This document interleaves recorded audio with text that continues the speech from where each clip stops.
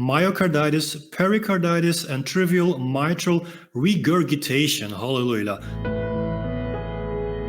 What is up, guys? Today I'm going to react to a post on the social media account of the second best breath holder in the world, Mr. 10 Minutes. Let's go have a look on his Instagram account. Florian Dagory, hold your breath to silence your mind, static apnea, world ranking, 10 minutes and 30 seconds. The world record is 11 minutes and I think 30 seconds. This is 10 minutes, 30 seconds, second best breath holder in the world. If you're new to this channel, my name is Gert Leroy, helping you master freediving. Myocarditis, pericarditis, and trivial mitral regurgitation. Hallelujah. Thank you, Pfizer. Wow. So I had to look up those words. We'll come back to this later on in this video. Just going to keep on reading his post. Just want to share my annoying experience after vaccination and perhaps have some testimonials from similar stories amongst freedivers. Did you get better? So obviously he wants to know if he's the only one or any other freedivers are in the same situation. After my second dose, I noticed that my heart rate was way higher than normal and my breath hold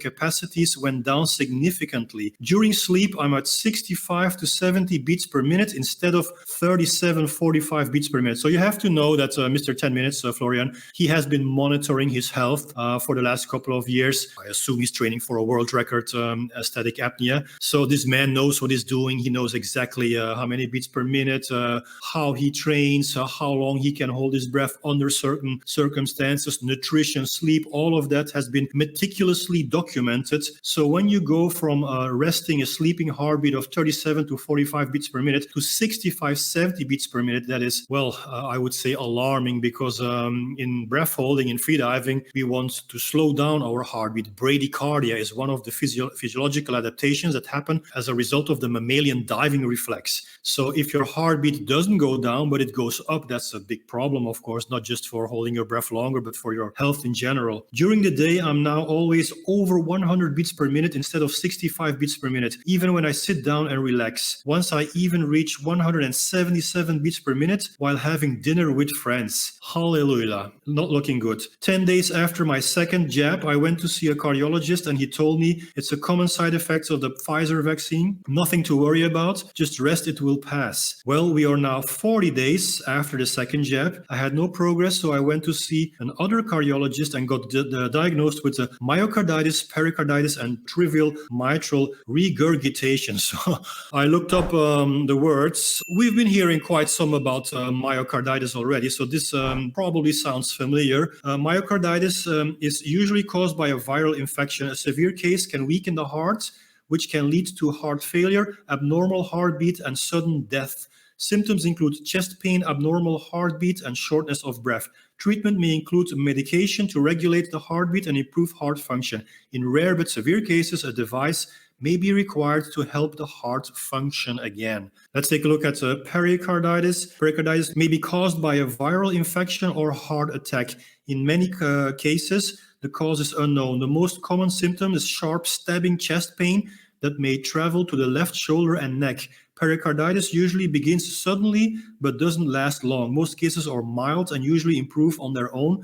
Treatment for more severe cases may include medication and a rare surgery. And then mitral valve regurgitation is a backflow of blood caused by failure of the heart's mitral valve to close tightly. Mitral valve regurgitation is a condition in which the heart's mitral valve doesn't close tightly, which allows blood to flow backwards in the heart. Symptoms include shortness of breath, fatigue, lightheadedness, and a rapid fluttering heartbeat. Some people may not need treatment. More severe cases may require medication, such as diuretics and blood thinners or surgery. Wow. Let's continue reading, which is basically an inflammation of the heart muscle caused by the immune system and some tiny leaks of blood from the valves that no longer close properly. Exactly. I'm now struggling to reach 8 minutes breath holds. So you have to know he's coming from 10 minutes and 30 seconds. Okay. So training to do more than that. For most mortal human beings, you would say like, oh, well, you can still do 8 minutes, right? Well, if you're an elite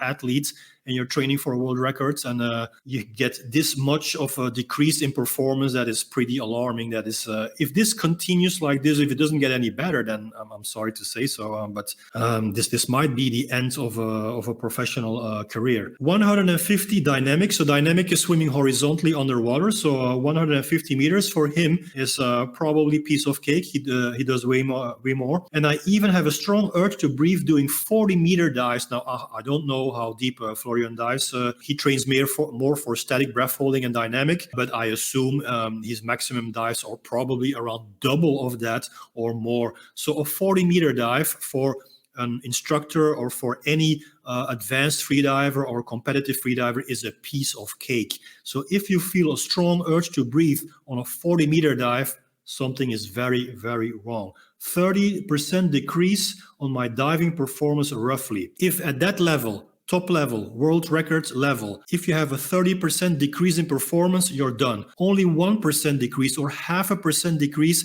can make the difference between winning or losing. My first thought and recommendations to freedivers around the world is to choose a vaccine which is done the old-fashioned way, like Sputnik, Sinovac, Sinopharm, etc., instead of those new mRNA vaccines. Let's take a look at the comments that have been written on this post. We have William Trubich here, who is the world record holder in no-fins freediving to 102 meters. You didn't feel any symptoms after the first, so I assume William is getting a bit worried as well, not just for himself, but for his colleague freedivers as well, for all of us, freediving community.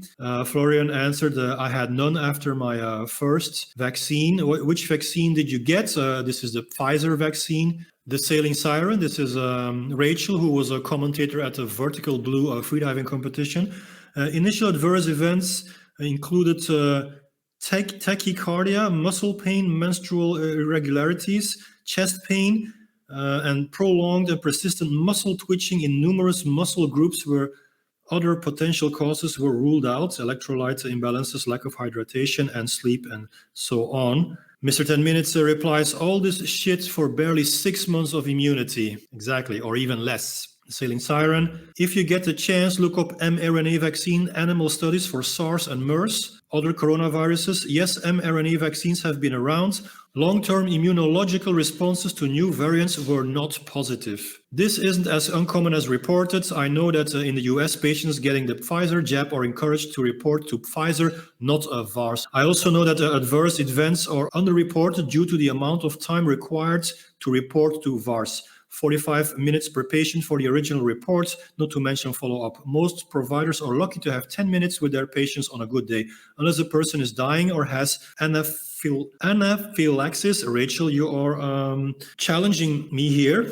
Chances are that it is not getting reported. Sorry to hear about your adverse reaction, Flo. I still get occasional chest pain and residual muscle twitching from Moderna. Daily Nomad says, that's sad, man. Sorry for what you're experiencing. It's horrible that a vaccine is affecting your performance on such a rate.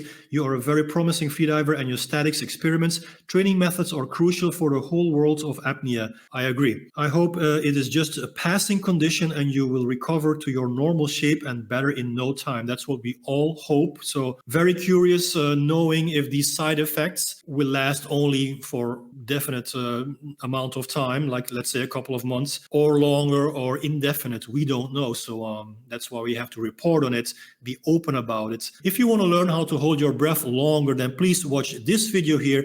And that is it, guys. Peace in every breath.